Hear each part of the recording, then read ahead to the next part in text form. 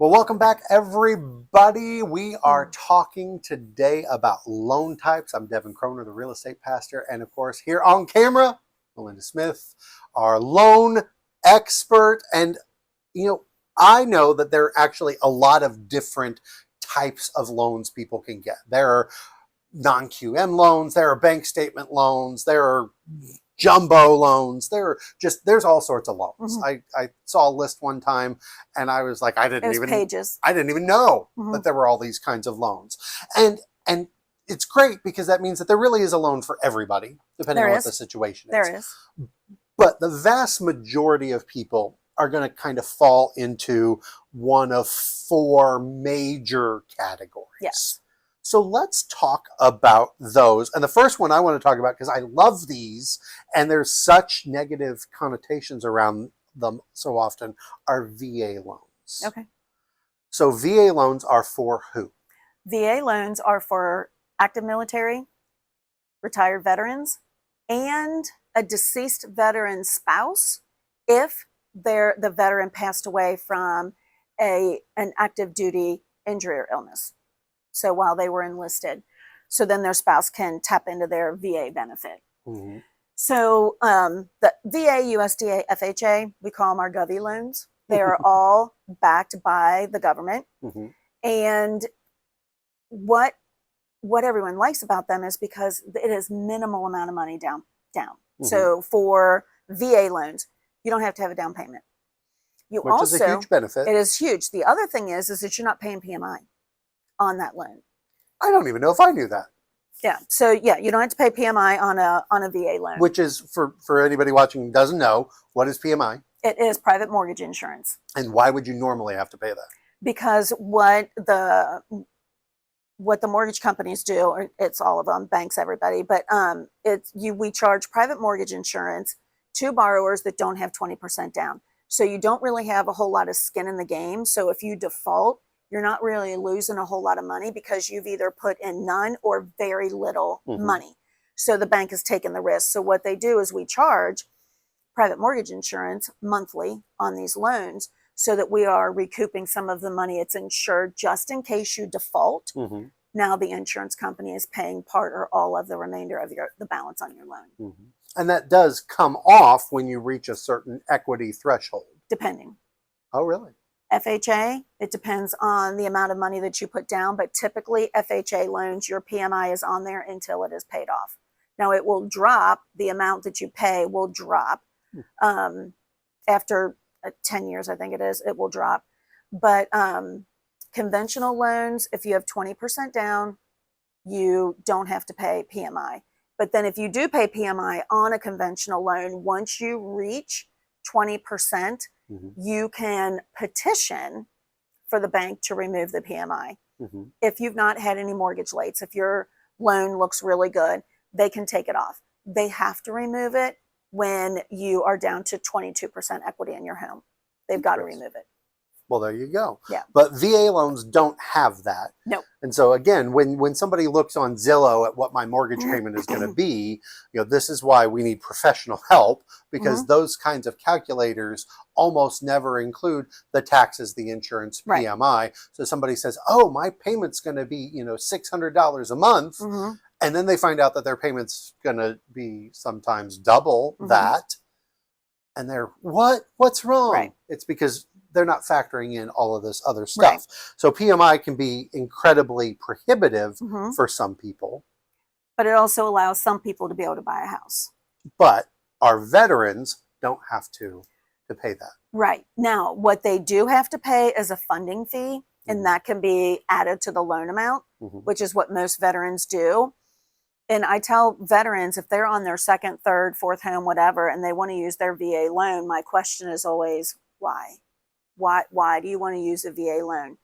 And I always ask them, how much money are you putting down? And if it's 20, 30%, whatever, and I'm like, you don't need a VA loan. And because you're paying that funding fee again. And the more times you use it, the higher the fee gets. Oh, wow. So it goes up each time that you use your VA benefit. But if they're buying a home for the first time, this is a wonderful program because it is zero down payment. And again, you mentioned that funding fee can be rolled in, so they Mhm. still can come with no money out of pocket, Yes. especially if they're able to get closing cost support Right. from a seller. Right. So another government loan is, USDA. and what is that? So USDA is available in rural communities, and some communities aren't really considered rural, but they do qualify for USDA depending upon the population. So USDA loans are perfect for borrowers who don't make a lot of money, don't have a lot of savings, but they've got a really good credit score. And USDA loans have their own underwriting system. So instead of running a loan through the automated underwriting system for me to get a pre-approval, I have to run it through GUS, which is USDA's underwriting system, for me to get an approval for a borrower. So USDA, they don't pay PMI either, but there is an annual fee that is due for them to pay. So, but they also zero money down. I will tell you, I have a lot of people who call me and say they want to do a USDA loan. Okay, great. Why do you want a USDA loan? Because we don't have any money. And I'm like, okay, do you have any money? No, we don't have any money at all. We're going to do a USDA loan because we don't have to, it's 0% down. Yes. Who's paying your closing costs? Oh, do we have to pay those? Yes. If the seller isn't willing to pay the closing costs, you have to pay whatever they're not going to pay. So a lot of borrowers are just confused about what USDA is and what their responsibility is. It means no down payment. It doesn't necessarily mean no money out of pocket. And the other thing is, what a lot of people don't realize is there are fees that you're going to have to pay for up front prior to closing. One is the appraisal. We are not ordering the appraisal until you have paid for it. And you will get a copy of the appraisal at closing. You're also going to have to pay your earnest money. And earnest money varies by the area that you're purchasing in. I know, like down in South Carolina, and the price, like in South Carolina, it's usually $500 to $1,000 depending upon the area. What do you guys have up here? That's pretty typical for regular price points here in Northern Kentucky. If it's more of a luxury home or a bigger farm or something, then it's probably going to be a little bit higher. I think the most I've ever had anybody personally, a couple hundred deals that I've done, was like $3,000. I've had some people that have used earnest money as an incentive to the seller, because again, you can lose your earnest money. Correct. So they say, well, we'll put $5,000 or $10,000 down in earnest money, but because they wanted the seller to consider their offer that maybe wasn't as high a price, but they were showing that they were more committed. Right. But yeah, that's a pretty good range. And while we're on the topic of earnest money, don't ever pay earnest money in cash. Yes. Don't pay anything in real estate in cash. Yes, don't pay anything in cash. I had somebody who I was surprised to see. We're an attorney state in South Carolina. The attorney accepted $500 in cash, and it couldn't be used towards the cash to close. So she was getting it back at closing, but she couldn't use it for her cash to close. I had somebody that I was working a loan for, and he said, well, I've already given the seller $15,000 in cash. And I'm like, yep. Yeah, I'm like, no. I have one of those deals that is a lease purchase deal, and the buyer did that. He just, well, I'll just pay $20,000 up front directly to the seller. We'll call that the earnest money. And then he was very surprised and upset when that didn't count toward his purchase price at all. And it's like, so you're telling me I just gave a $20,000 gift to the seller? Yeah, pretty much. They're very happy. They are. And there's a lot of dishonest people in the world. Thankfully, my clients and I are not those. But but it is definitely not something that we ever want to do. Paying, I don't suggest paying an inspector in cash. I don't suggest paying a title agent. Definitely never give me, as a real estate agent, cash. I will not take it. I mean, unless you're buying me dinner, you know that. But you know, you always want a check, a money order, a certified check, something that's traceable, a wire transfer, something that's traceable and verifiable Mhm. when we are dealing in anything Yep. in real estate. We call that sourcing. There you We go. have to source every dime. You can thank the federal government for that. Yeah. Well, I mean, there is a legitimate reason There why is. that's There is. important. But you want to be able to everyone to know I gave this person X amount of money. Absolutely. I do want to ask you a question really quick about earnest money. I had a phone call from a borrower the other day, and the agent was going to be a dual agent. Okay. They didn't understand what that was. Oh, well, that's First- the agent's problem. Yes, first time home buyers. Mhm. They didn't understand what that was, so I explained that to them. They were Mhm. not happy when Mhm. when I gave them the explanation, and they said, "Well, the sellers want us to give them $2,240 something dollars." It was a really weird number in earnest money, and I said, "Who are you giving that to?" She said, "The realtor said he'll hold it for us." Yeah. And I'm like, "Okay, we have to have a talk." Yeah. So we'll do a whole video on dual agency at some time. But basically, if you are a buyer, you never want to be a dual agent, because that means that your agent doesn't actually work for you. Mhm. They always work for the seller, Mhm. which means that they are not looking out for your best interest.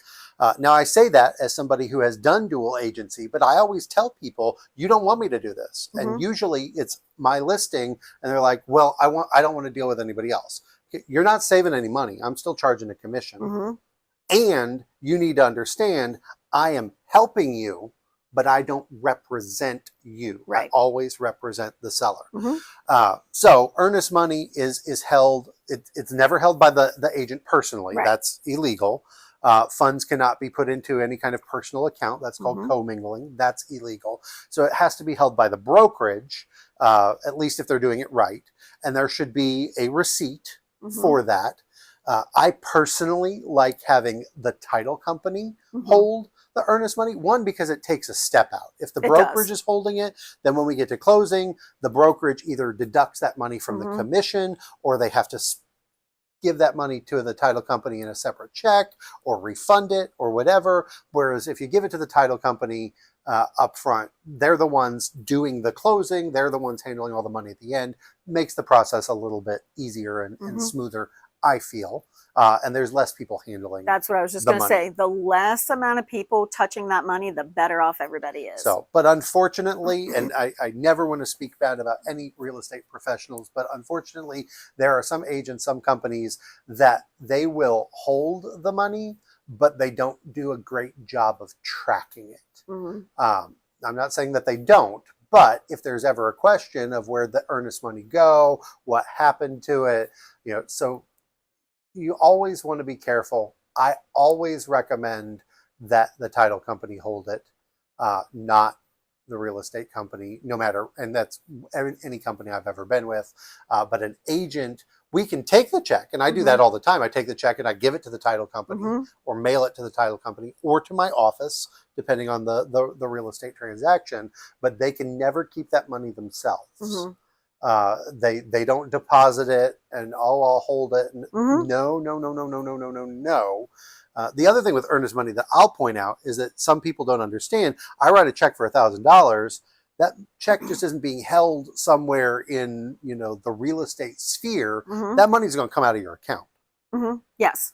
Well, yeah, because what'll happen? So when I get a ratified contract and I start going through it, and it gets entered into the file, and it says, "Okay, we paid $500 in earnest money." Mhm. Okay, now I need a copy of the check, and then I want to see in your bank statement where that check has cleared. Yeah. It's got to clear. Yeah. And I've had people before that did not understand that, Right. especially first-time buyers. Mhm. And this is education on my part. This is my job as an agent to make sure that I explain that. But sometimes people hear what they want to hear. Mhm. And I've had people, I had one person who reversed a check because they didn't understand it was coming out. And they're like, well, I have to pay my rent. Uh-huh. Okay, well, then we can't buy a house. Right. I've had people I had one person who stopped a check just because they didn't understand and they got scared. Mhm. I've had people that just didn't know, and then they call and they're mad of $1,000 just came out of my bank account. Says it went to, this title company. Well, yeah, you wrote the earnest money check, remember? Mhm. Well, I didn't know you were actually going to take $1,000 out of my account. Mm. Well, first of all, we talked about this. Mm-hmm. You know, as the agent, I'm always going to talk about this. Any good agent should. But again, sometimes people forget things. They don't always hear everything. There's a lot when we're talking about the buying process, and sometimes we don't hear all the stuff Mm-hmm. or understand it all. And so that's why it's important to have clear, consistent dialogue. Mm-hmm. But yes, the earnest money does come out of your account, and then it is credited to you at the end towards Right. your purchase price. Yes. Yeah. But it's not down payment. Correct. That's the other thing. Right. Is it's credited toward your purchase price, Right. but it is not down payment. It does not Yes. go towards your down payment if you are making a down payment. Right. So VA, USDA, there's no down payment. Now, But there's still earnest money. There's still earnest money. There is still your appraisal fee. The other fees that they have to pay up front is your home inspection fee Mm-hmm. and then your termite fee. Mm-hmm. So, and not all loans require that. Usually if you're doing a government loan, if you're doing down payment assistance, they're going to want to see that clear CL 100. Mm-hmm. Now, I asked for the receipt for the CL 100 along with the actual report. And that's the termite. The termite. And in South Carolina, it is the moisture level under your house, because we all have crawl spaces down there, or a lot of us do have crawl spaces. And so they want to measure the moisture under the house. And if it's too high, then the seller needs to put a dehumidifier underneath there. And then within 24 hours, that moisture level comes down to where it's supposed to be. Well, there you go. Yes, because it is so hot. And it is so And Kentucky, humid. I mean, it's very common that we see presence of termites. Mm-hmm. Then the question is, has there been treatment? Can we prove that there's been treatment? I've seen that a lot where, Mm-hmm. especially on flipped homes, Yeah. the seller treated it when they bought the home, and Mm-hmm. now 3 months later, there's still the presence of tubes. They cleaned it off, but there's still tubes. Well, that's going to be noted on the report. Yes. So somebody's going to want to know that there's not active termites, Mm-hmm. and that can be a hassle. But we have to then get the seller to say, okay, you either need to spend $700 or $800 and treat it again, Mm-hmm. or you have to give us the evidence that you had this home treated Mm-hmm. 3 months ago when you bought it. Right. So we will typically, if there's something noted on the CL 100, we will want a licensed contractor to clear that report, Mm-hmm. which means they're going to go in, and if the moisture level, we need to make sure that it's the right level. If there was termite damage, that has been repaired. Mm-hmm. So it has to be someone other than the person who actually performed the CL 100. Now, for a home inspection, we don't ask for that. Right. We don't need it. I have seen prices between like $400 and $800 for a home inspection. Mm-hmm. And then what do you use the home inspection for? So again, price-wise, it can range depending on what you can do. I mean, you can have the walls thermal scanned for energy efficiency. You can have mold. You can do a radon inspection, which is common here, but is not common in other parts of the country. Obviously, a termite inspection. So it really does depend on what you're having done. It can be all the way up to $1,000, $1,500 if you're doing everything. Mm-hmm. But at $400 to $800 is a good range. But what we use the home inspection for on the buying side is kind of our look at, are there any things that are going to keep this loan from going through on the appraisal side, number one? Are there condition issues? And then are there safety and security issues? I always tell my clients, look, you're buying a house, there's going to be something wrong. Mm-hmm. There's going to be something wrong. Mm-hmm. Even if it's a new build. Absolutely. I found more things wrong in a lot of new builds than some of the older ones. But, we're not going to nitpick, the switches are not straight in every room. This door is a little loose. That sometimes there are things that just need a little WD-40, a screwdriver, stuff like that. But if there's major issues, if something is broken, if something is leaking, if something does not function, if there is mold, if there is a structural issue, all those sorts of things, then we want that to be, if the roof is leaking, if a window is broken, we want the seller to either take care of that or give us a credit and we take care of it or something. You don't want to buy a house that you're then going to have to immediately turn around and put, $2,000 of repairs into that we knew about on the front end. But unfortunately, there are people who want to use, an 80-page inspection report as their laundry list of, well, I need all this stuff done. That's not going to happen. It's just not going to happen. Mm-hmm. And I sometimes do have to sit down with buyers again and be like, we're not asking for these 75 things. Mm-hmm. Well, but I want all this done. Well, you're buying a home. Mm-hmm. You're going to have to do some maintenance. You're going to have to take care of it.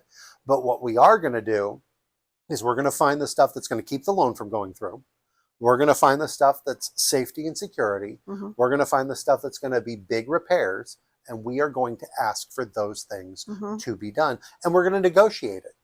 So we may ask for 10 things, knowing we're only going to get 6 of them. Mm-hmm. What's most important to you? Right. That's why we have that conversation before we go out and look at houses. But then we have that when the inspection is done Mm-hmm. as well. And then we go through it together. Mm-hmm. And I always tell buyers, be at your inspection. Because a good home inspector is going to tell them, here's the things that I'm seeing that you need to be concerned about. Mm-hmm. But then there's other things that you just need to pay attention to. Mm-hmm. And what I have seen, I've had buyers call me later when they've moved into a house Mm-hmm. and be very upset about something that was broken or it was on the home inspection report Mm-hmm. and it wasn't fixed and they want to know what they can do about it. And my response is, I got to stay in my lane. I don't have anything to do with the home inspection. Yeah. And it is not understanding. They don't understand what that inspection report actually says, Right. and what it means. Because Right. what it says and what it means sometimes are two very different things. And I can tell you, I've had one time in my entire career where there was stuff that was just so blatantly missed on an inspection. Mm-hmm. Like there was a rubber roof that had been put over a kitchen on a remodel, and they put the rubber roof down. They didn't attach the rubber roof.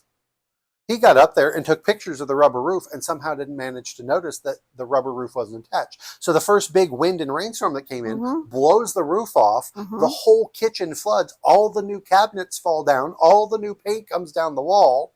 There's Oh my water gosh. on her brand new kitchen floor, ruining the floorboards and everything, Oh. all because he didn't check that the roof wasn't attached. Like they didn't secure Oh, wow. the rubber roof. We went back to the inspector and we're like, buddy, you got to pay for this. Mm-hmm. One time in, I don't even know, 200 plus deals Yeah. where I can legitimately say the inspector just missed it. Are there going to be some things that could be missed? Sometimes, but sometimes it's a matter of what you get done in an inspection Mm-hmm. as well. I've had multiple buyers over the years that decided not to do a sewer scope inspection on older houses, Mm-hmm. checking from the home to the street, Mm-hmm. clay pipes. Yep. I mean, we've got a lot of houses in Northern Kentucky that are 80, 100 years old. Yep. And the plumbing inside was updated. It's new PVC, all this sort of stuff, but they didn't do the line Mm-hmm. from the house to the water hookup at the street. And they move in and, we're getting flooding, we're getting backup of sewage, all this sort of stuff. Stuff isn't draining, and they hadn't done the sewer inspection. Now that is an optional add-on Mm-hmm. for any kind of inspection, but they hadn't done it. It's $150 extra most of the time.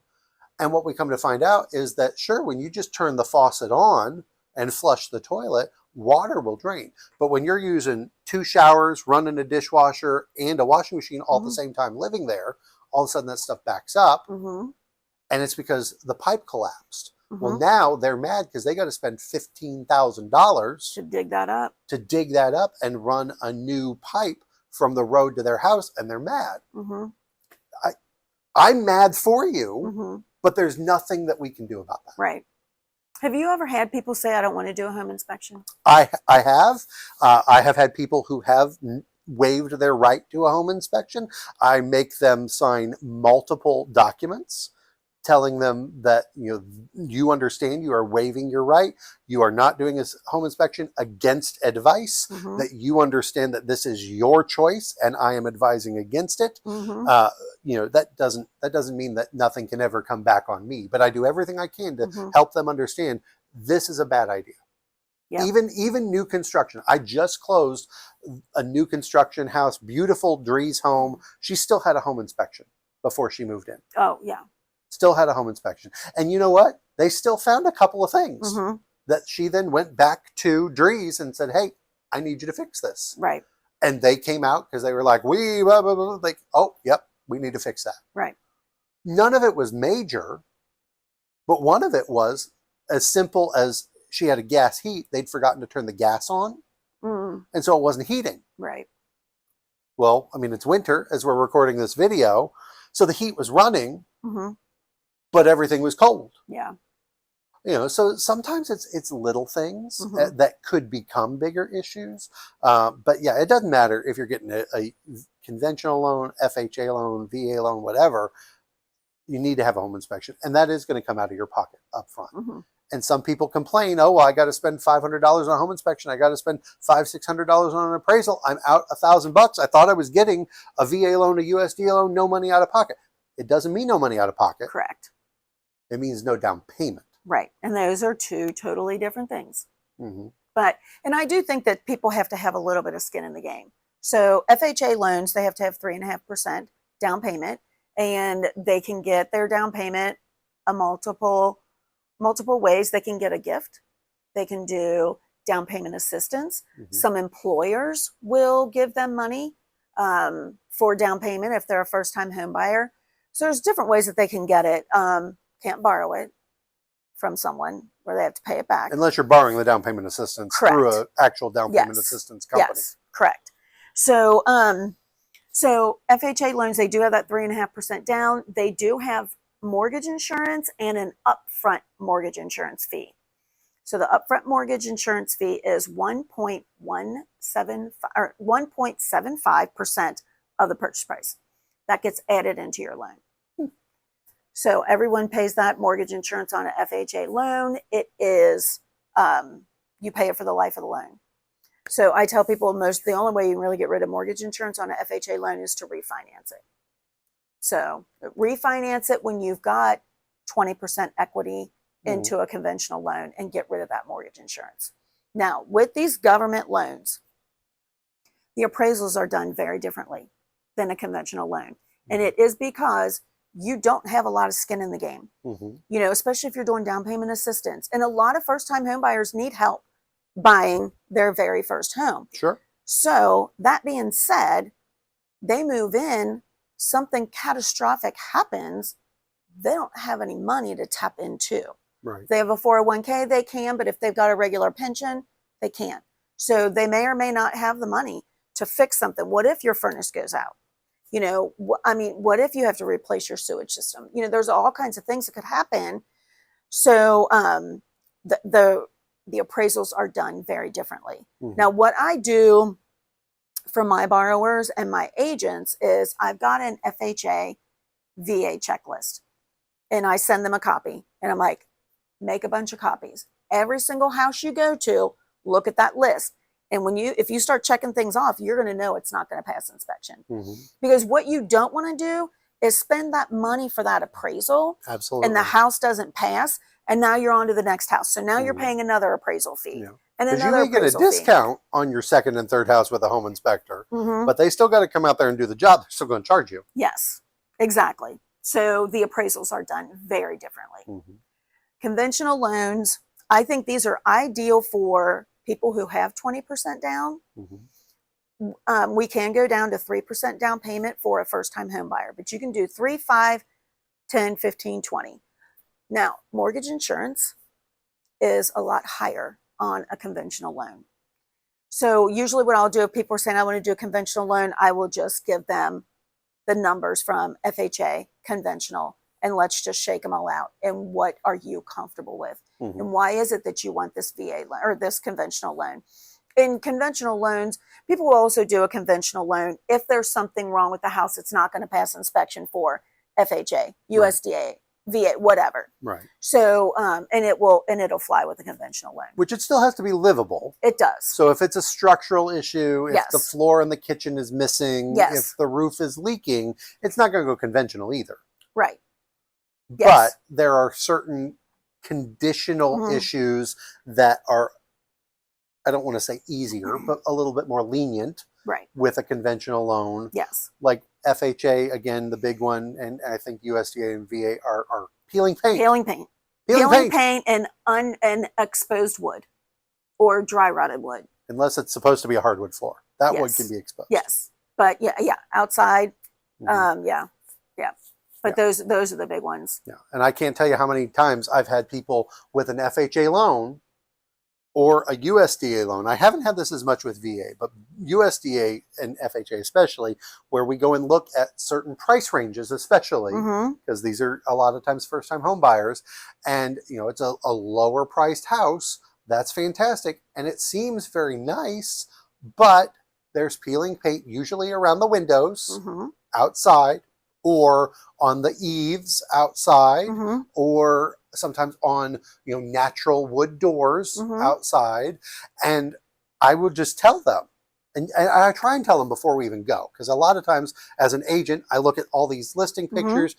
A lot of times if the listing agent has given us enough pictures, I can tell you whether it's going to go FHA looking at the listing or not, right, before we see it. Right. But we go and see it, and like, this isn't going to pass FHA. This isn't going to go USDA. Well, why not? Peeling paint. Yeah. Peeling paint, peeling paint, peeling paint. Yep. Now, I don't honestly fully understand why, because lead-based paint is becoming less common, number one. And number two, if you don't eat it, it's not actually going to harm you. But that's the rule. It is the rule. And we're not going to get around it. Right. And they're all, and the federal government writes all the guidelines.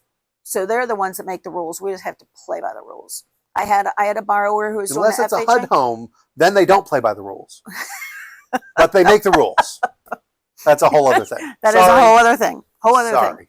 thing. I had a borrower who's doing an FHA loan, and they were going to look at this house, and he told me, he said, we've already talked to the seller, and in the listing it says that there are foundation issues, but we're okay with that. We'll fix it. And I said, we're not. Yeah. Like, we're not okay with that, because what if you get in there and you get the estimate and it's too much to fix, or you don't have the money to fix, or you just let it go and then a wall falls in. House falls down. I'm like, just because you're okay with it doesn't mean that the lender is okay with it. Yeah, absolutely. Yeah. Yeah. So, I mean, again, some of these guidelines can feel very restrictive for people, but they're there for the buyer's protection. Yes. And I get it. I've been in some of these houses where the stairwells are so narrow, it's like you put a handrail in here, you're not going up. But the handrail's got to be there. I get that, nobody cares about the peeling paint around the outside window. You plan on replacing all the windows anyway. However, what if you don't? Right. And those windows end up rotting because they're not protected. So they are there for a reason. But there are different loan types, and again, lots more than these four. A lot more. But these are the big ones that probably 99% of buyers are going to fall into. Yes. And they each have similar but separate requirements. And then there are those other steps: the appraisal, the inspection, and we always want the inspection before the appraisal. Because there are times that we can find things that we can fix that would have been an appraisal issue.